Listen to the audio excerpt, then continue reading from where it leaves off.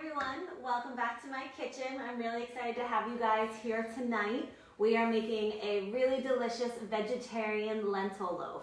I've had a lot of requests for some vegetarian recipes, and as somebody who doesn't really eat a lot of meat myself, I am really happy to share this with you tonight.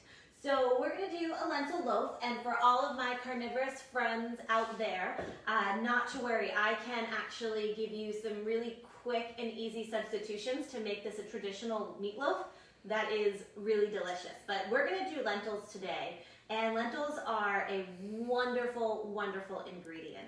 So first and foremost, they are full of protein. They're high in fiber, so that means that they're going to be really great for your digestion. They're going to be really great for your heart.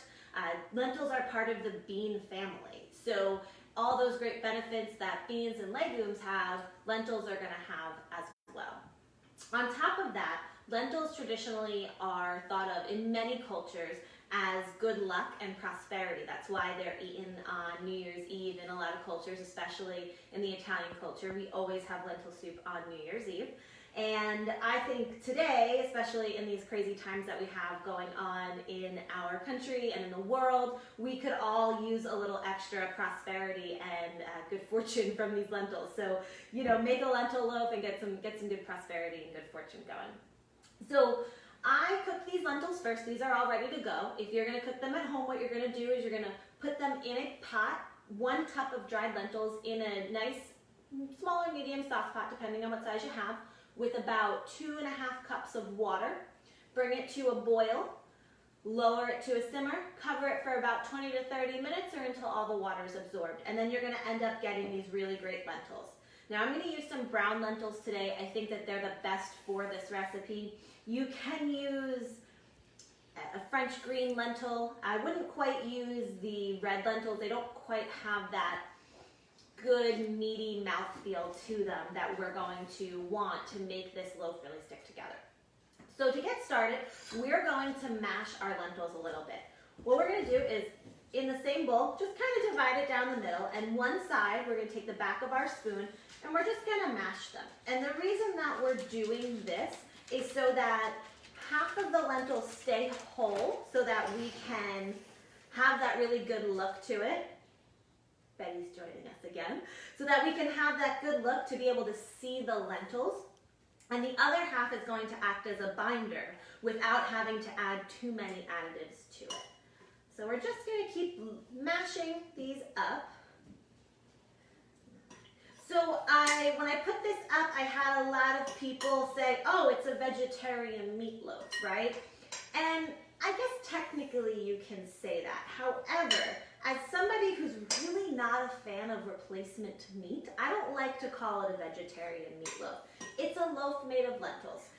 I personally think that if you can make vegetables taste like meat, chances are there's something in there that's not great for us, whether it's a chemical or a processing technique that really isn't great for our bodies. So I don't like to call things vegetarian meatloaf or vegetarian hamburgers or vegetarian hot dogs because it gives us the impression that it's going to taste like the traditional meatloaf or hamburger or hot dog.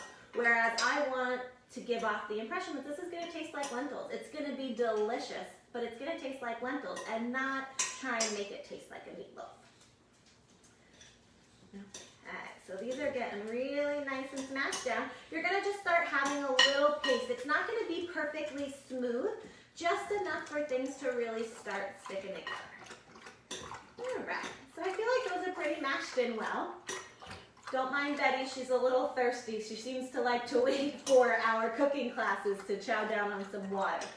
I'll just talk a little louder. So once those are mashed, we're just going to mix everything together. So another great thing about this recipe is I used to make it where I would chop up all the veggies I was going to put in here, saute them in the pan, let them cool, and then add them back in. But I actually just started changing the method and technique in how I do this. What we're going to do is we're going to grade our vegetables so that we don't have to cook them and they're ready to cook right into our lentil loaf. So we're going to start off with a carrot, and even though we're going to grate this carrot, I'm going to peel it because I don't want these dry pieces to be in my lentil loaf. And you're going to want about one medium-sized carrot in here. There we go. And I usually chop off this dry end as well. And we're going to use our grater. So a traditional stand grater will work. You want to use the bigger pieces so that you have enough that you can see that it's a carrot. You can see that we have the celery and the onion, but not so much that it's going to be a big chunk that won't cook all the way through when we put it in the oven. All right. So we're just going to grate through here.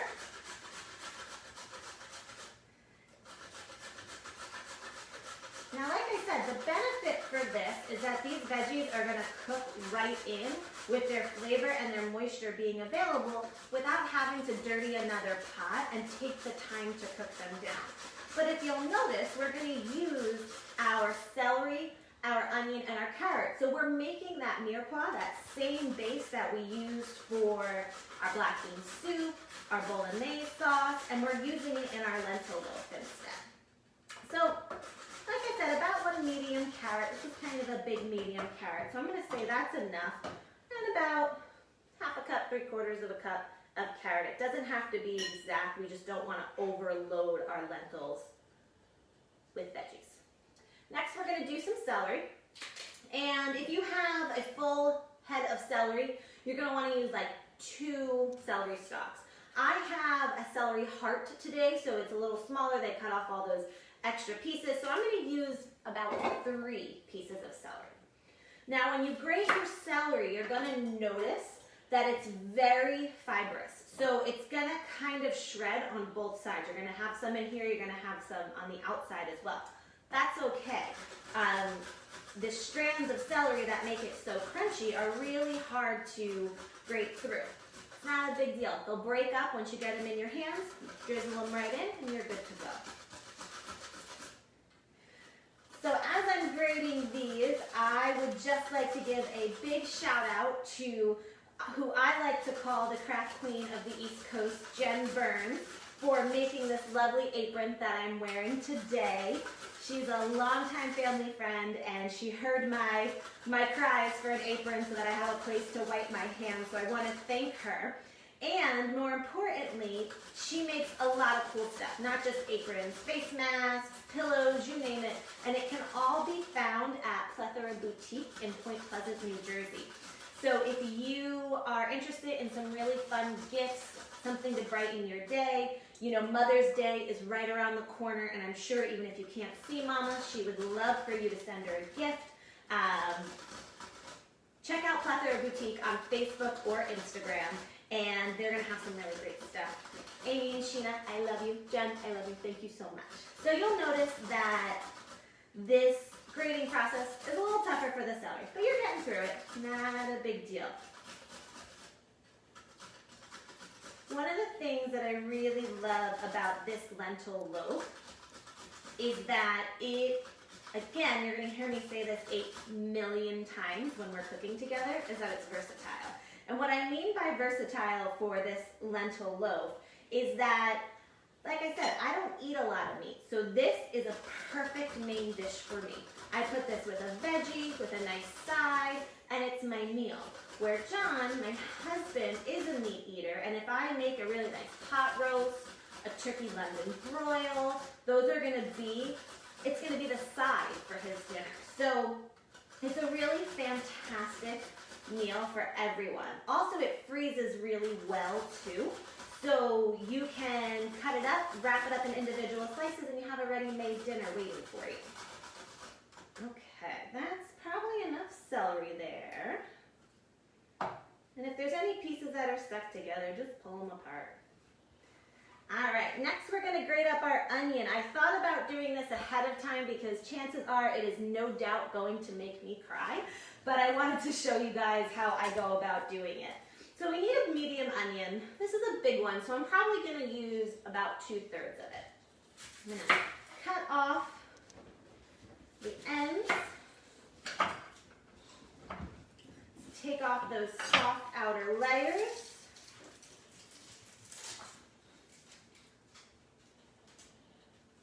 I'm Miss has decided to join us. Okay. And like I said, we're going to use about 2/3. So what I like to do is I like to cut it into thirds so that we have something kind of solid to hold on to. Now your onion's going to be, there's a lot of water content in onions. So as you go through it, you're going to have a lot of liquid seeping out.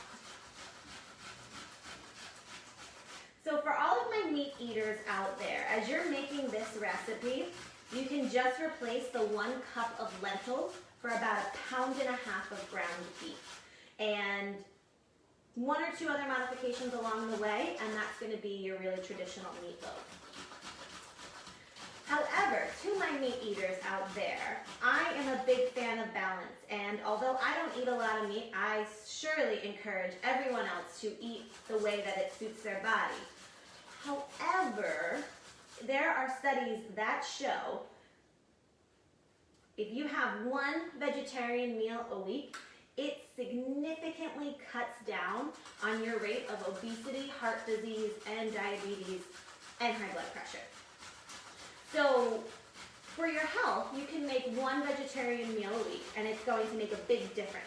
But the other big difference it's going to make, because it's Earth Day, we're going to talk about this, is that by eating vegetarian meals, you're actually cutting down your carbon footprint, because meat and animal products have the highest carbon emissions of any of the foods that we eat. So I'm not saying completely stop eating beef and pork and chicken, but cut down on it a little bit. Have lentil loaf one day for dinner as opposed to a meatloaf, and you're actually really helping out the earth. So for Earth Day, we are making a vegetarian meal, and for our hearts too. So we are done with that. Next, we're going to do some garlic. Now the garlic, because we can chop it up real small pretty easily, if you wanted to mince it, you absolutely could. But we are going to stick with grating this. Now these holes are a little big for grating our garlic, so we're actually going to use a microplaner or a zester instead. That's really going to help get this garlic small. The eyes are tearing. Sorry, guys. All right. So this is a nice little zester microplaner. It's a really handy tool to have around. We like to use it for zesting. We use it for fresh nutmeg over our painkillers, and of course if we're grating any garlic. You can grate ginger with this as well if you're making any health tonics. It's a good thing to have in. There we go. If you have a big piece at the end, just drop it in. It'll be all right. So as you notice, when I'm grating, whether I'm using the bigger tool or this microplaner, we are going to just check the backside and make sure that there's nothing sticking to it, because that, we would lose a lot of good flavor there. All right, so we have our carrot, our onion, our celery, and our garlic all grated in here. And we are going to mix this together. Make sure everything's mixed really well and evenly. Okay, just going to move this stuff out of the way and start working on our binders and a few more of our flavors. So what our binders are going to be eggs and oat flour. Now, eggs, oat flour, and oats, excuse me. So if you are making a traditional meatloaf, take the oats and oat flour and just change that to regular all-purpose flour or breadcrumbs. And that's going to be a really great binder for this. But what the oats do is they soak up all of the water from the lentils as it evaporates, and it holds it and makes a really nice mouthfeel for you. So we're going to take about 1/3 cup of oat flour. If you don't have oat flour, you can use all-purpose flour. If you are gluten-free, you can use any gluten-free all-purpose flour. This is going to work great since we're not rising this recipe like we would for pizza dough or bread. We don't have to worry about the fact that there's no gluten in there. So really any flour is going to do great. But we want it to have a little bit more of a neutral taste. If we're taking coconut flour and putting in here, we're going to have coconut flavored lentil loaf. And not going to lie, that doesn't sound so great to me. Now we're going to take about 1/3 cup of oats. And we're going to want to cooking oats. If you use steel cut oats or any other heavier oat, it's not going to cook through and the oats are going to stay hard and you're going to end up crunching and getting stuff stuck in your teeth. These quick cooking oats are going to mesh right in and, like I said, help absorb all of the liquid that is in this lentil loaf. Okay. We're going to do about 2 tablespoons of Dijon mustard. Ooh. I shouldn't trust this Dijon mustard bottle. It exploded on me last time. There we go. We are going to do a little pinch of salt and pepper because every recipe needs to be seasoned and flavored with it. We're going to do about 1/4 teaspoon each. And that's like a really big pinch. You know, as you cook more, you'll get used to knowing what that looks like. So you don't have to constantly be wasting that, or not wasting, but dirtying that 1/4 teaspoon. Last but not least, we're going to add in our eggs. Now, you know, a lot of people will say, always crack your eggs in an outside bowl, stir them up. When it comes to this recipe, it's going to mix in just great. So I don't have a problem just popping them right in. And there we go. Mixing them in. So you'll notice that this is a little bit of a nice wet mixture that we have. That's okay. Like I said, that's why we use the oats and the oat flour to absorb all of this liquid. Okay. All right, that looks pretty well mixed to me. So we have preheated our oven to we preheated the oven to 375 degrees, and we are going to end up cooking this for about 40 minutes in a 9x5-inch loaf pan. You know, the great thing about this is, yes, we are trying to cook the eggs, but they're going to cook pretty quick. So as soon as this is hot and has a nice golden crust to it, you can take it right out. So about 40 minutes or until it's hot, looks like it's all condensed and has a good crust to it. I like to grease this pan because there's not a ton of fat in this lentil loaf, so it's not going to slide right out. So if we grease it a little bit, it'll prevent sticking as best as possible. So I'm using coconut oil spray. It's just the spray that we have. You can use olive oil, you can use vegetable oil, and if you don't have a spray, all you can do is just put a tablespoon of oil in here, and with your hand or a paper towel, just cover the entire thing. All right, so now we will fill up our baking dish.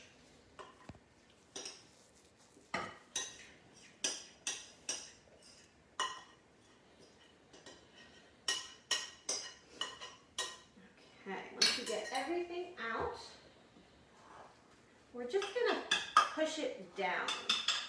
There we go. Okay, so it's nice and even. So we're not going to end up covering this to bake it. What happens if you cover this, because it's such a wet mixture, is it'll stay soft in the middle. This top part won't get crispy. So we're going to cook it uncovered for about 40 minutes. But before we do, I have a very pouty bulldog who is at my feet. So, okay. Good catch. All right. So we're going to put this guy in the oven for about 40 minutes.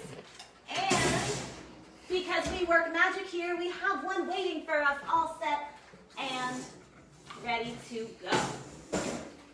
So now if you look at this guy, he has a really beautiful golden brown crust around it, which is going to taste delicious. We're just going to move him over here, and we're going to finish off today with a really easy vegetarian gravy. I started it because with gravy you're going to have to stir it and cook it down for a little bit. I didn't want John's arms to get tired. I didn't want you guys to get bored. So we're going to come back over to the stove, and what we did is I started with about 3 tablespoons of vegetarian butter. Now, If you want to use regular butter, you absolutely can if you eat dairy. If you're going to use vegetarian butter, please make sure it's a non-hydrogenated butter. There are plenty of those out there that are based in more coconut oils as opposed to our safflower oils. So what we did is we did about 2 to 3 tablespoons of butter. We used 2 tablespoons of all-purpose flour, whether that be gluten-free or regular. You're totally fine. And we melted it together to make what's called a roux.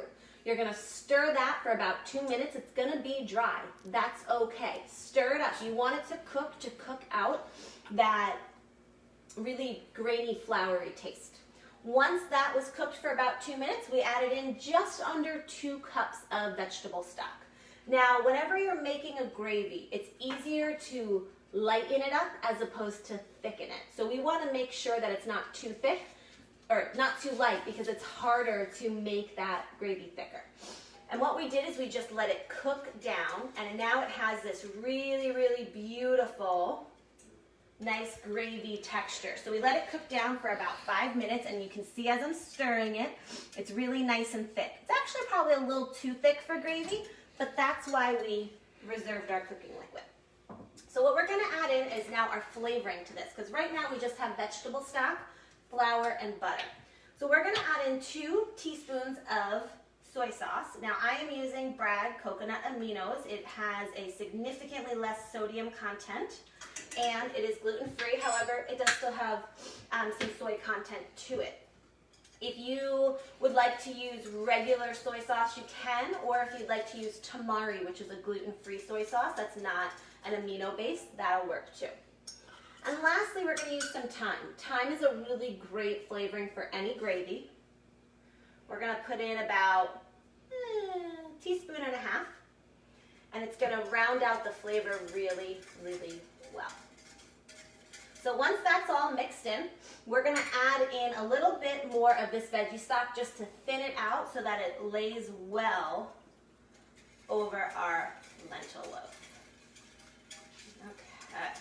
And remember, when you're making gravy while it's on the stove, you want to cook it till it's a little too thin, because as you cool it and transfer it to your plate, it's going to thicken up over as it cools. All right, that looks pretty good to me.